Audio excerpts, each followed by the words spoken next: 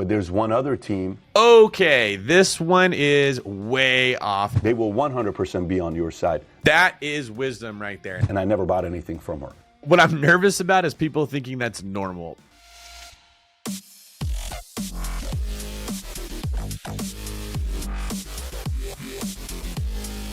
I want to say this is in no way at all meant to disrespect or discredit Patrick Bet-David. Please don't take this out of the video. He's someone that I consider a mentor in the industry. I listen to a lot of his stuff. I listen to a lot of his podcasts. I really, really like what he does, and I love his perspective. This is one time that I heard him where he sort of got out of his lane of expertise and said some things that don't apply to the average person who's buying homes, and that's why I wanted to make this reaction video to kind of set the record straight.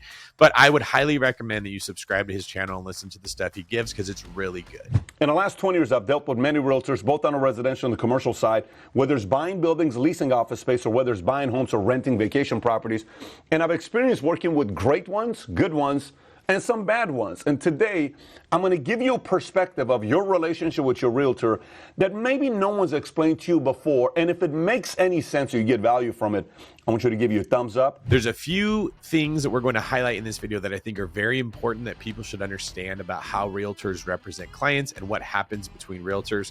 But the main point that I want to highlight here is that Patrick is explaining very clearly in the beginning, this is his perspective based on his experience. You and your realtor, you are one team, right? Them and their realtor is one team. But there's one other team that no one thinks about, that 90% of the time have a longer relationship together than the rest of them do. And here's who it is your realtor and their realtor. Let me explain to you what I mean by this. All right, so let's dive in right here. Completely agree, you and your realtor are a team. Also agree, them and their realtor are a team. That is absolutely true. And that's because legally, agents are required to have a fiduciary duty to their clients. Now, what I really like about this diagram is it not only shows the two teams, but it shows the realtors acting as buffers in between the buyer and the seller. Now, this last point he made, that the realtors are on a team in and of themselves, we're going to get into in a second. How many times are you going to do business with your realtor? How many times is the seller going to do business with their realtor versus how many times are your realtor and their realtor going to do business together? Let's just say you do business together with them once, maybe twice, maybe 3 times. Maybe they do twice, 3 times, maybe 4 times. How often do you think they're going to do business together? How many of you watching this video have worked with the same realtor 2 times, 3 times, or 4 times in a row? In my experience, the only people that have worked with their realtor 4 times in a row, at least the vast majority of them, are not actually watching YouTube because they don't like computers. The average agent in my area doesn't close 40 deals in their lifetime. So I work at a pretty big Keller Williams office. There's about 110 agents. I would say half of them, the bottom half of the agents, sell 0 houses a year. Of the half that actually sells houses, the average is somewhere between 1 and 3 a year. That means that an agent would have to work 10 years to sell 30 houses if they're on the higher side of it. Many agents may work 10 years and sell 10 houses. So right off the bat, these numbers that are being thrown around to highlight the point that realtors work together more often with each other than they do with their clients, it's not very accurate, because you don't know hardly any realtors that sell that many houses. And odds are the realtor that you're using doesn't sell that many houses in their lifetime, much less with another realtor. What if they're the main guys in the city that you're buying a house or buying a building or selling a property? Think about it. And they've both been around for 20 years. You don't think they know of each other? Let's say they're the main realtor in their city and they sell more houses than everybody else. And let's say that they happen to work with the second main realtor in that city who also sells a lot of houses. Now you start to get into the point where they could come in contact with each other frequently. So what I'm getting at is the same 2 realtors rarely ever come in contact with each other. When it happens, we're always surprised. We're like, whoa, look, I remember you. I did a deal with you before. It's kind of a cool experience. They both want to sell it at the highest possible value, including your realtor, especially if you're the buyer. They make more money if you sell it for $7 million instead of $6.5 million. That's an additional $500,000 of commission. Okay, this one is way off, and I really have to address it here. Now, I actually had a client one time that believed the same thing. We were police officers and we worked together, and he needed to come up $1,000 more on a $500,000 house, and he said no because he thought I was trying to get more of the commission. It was the same thing that Patrick is saying right here. Now, my 2.5% on $1,000 commission was going to be $25. And I sort of had to educate that person. I am happy to give you $25 if we get your offer accepted and this house closes. You can have that commission that you think I care about so much. If I can get you the house for less, that makes me look good. It makes you tell everybody about me. It makes you happy with my service. I get referrals. I'm going to make so much more money from making you happy than I am that tiny little sliver. So don't buy into this garbage that agents are trying to get the price higher because their commission's higher. Get out your own calculator, do your own math, and see how ridiculous it actually comes out. Now, let me give you some of the realtors that work as partners. I dealt with one. I've dealt with a couple of them, Jackie Dorberitz being one of them in Dallas.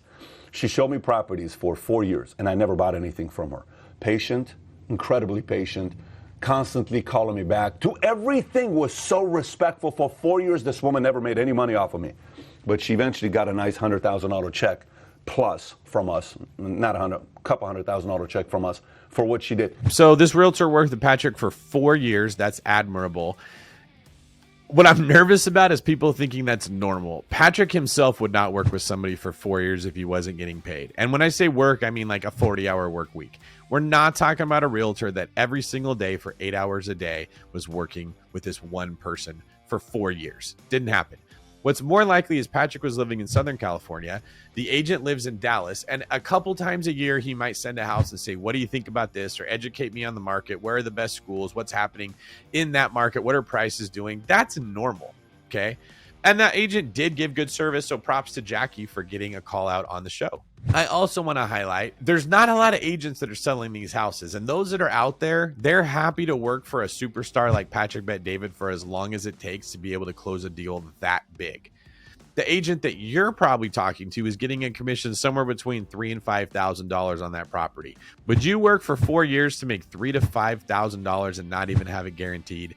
Probably not. So let's not take the stuff that's happening in that world and necessarily apply it to the average American situation. It is vastly different, which means the expectation should also be a little different. So now, if you're watching and say, well, Pat, what can I do to make sure that as the buyer or the seller, the realtor's fully on my side? You're asking the right question now. Here's what it is.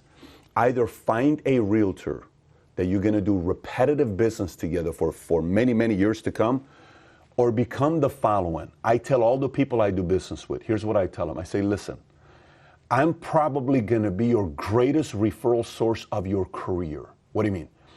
I'm probably going to send you more referrals than anyone's ever sent you in your entire life. So guess what? You better take care of me. Because if you don't, those referrals are going somewhere else. All right, this is actually really good advice. And this is a section that maybe people should listen to 2 times. Patrick made 2 very good points. The first is that he said, if you take care of me, I will buy with you multiple times. The second is that he said, if you take care of me, I will send you more referrals than anyone else ever will.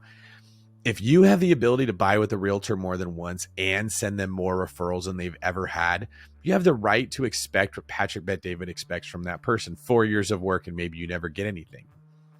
But how many average people are buying that many houses? How many of you watching this video can say, I will give you more referrals than you will ever get in your life? In fact, let's be honest. How many of us even care about giving referrals to someone that took care of us? Did you get a good deal on your car? Are you going out of your way to try to send that person who sold you that car more business? Do you even remember their name? When you get a great haircut, do you go out of your way to send people to the barber? Sure, if someone says, where do you get your haircut? You tell them. Maybe you even say, yeah, you should really go talk to Sally. She does a great job. That's different than going out of your way to send them more referrals than they've ever received. If you're not bringing them the same value, of course they're not going to be working for you and answering all your phone calls and responding right away and taking you to go see the houses that we all expect when we're not paying them. Look, when you have an attorney that you pay by the hour or you have an employee that you pay by the hour, the value that you give them is in money. So it's realistic to expect them to give you value back through service. But if you're not paying someone in money, you cannot expect to receive that much value back that you're not giving. If it's a commission-based system, it's a partnership.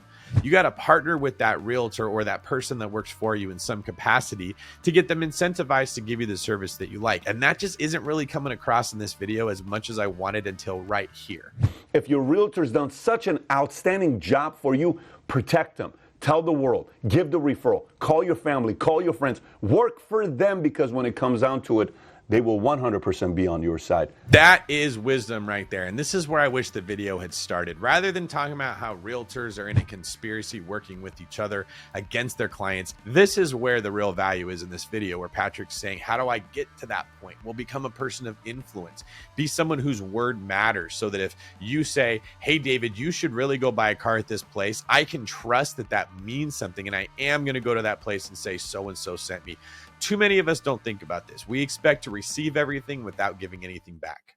You are the relationship they don't want to lose, not the other relationship. Their concern becomes you, not the relationship with the realtor. You, because you give them referrals, and you don't do one deals. You do 2, 3, because you're a be-back customer, and be-back customers are very, very hard to find. All right, and here's another great point that he's wrapping up with. If you want to break up this hypothetical relationship two realtors have with each other, what he's saying is, well, give more value to your realtor than your realtor gets from the other realtor. I just want to debunk the myth that realtors are working in cahoots with each other. It's not very likely. It hardly ever happens. I've really never seen it happen in my entire career. But I do think that Patrick's exactly right in highlighting the 2 points, that if you buy more than one property with your realtor, you're bringing value to them, as well as sending them referrals, you're bringing value to them. Look, I'm in a very, very privileged position where I can see what goes on in the inner workings of an industry. And I also have a voice to reach people on the outer periphery, right? So I'm sort of, for a lot of you, your looking glass that you're trying to see what's going on behind the scenes. So the more that you share this video, the more of you that subscribe, the more I can kind of show you what goes on in the sausage factory and how things are actually being made.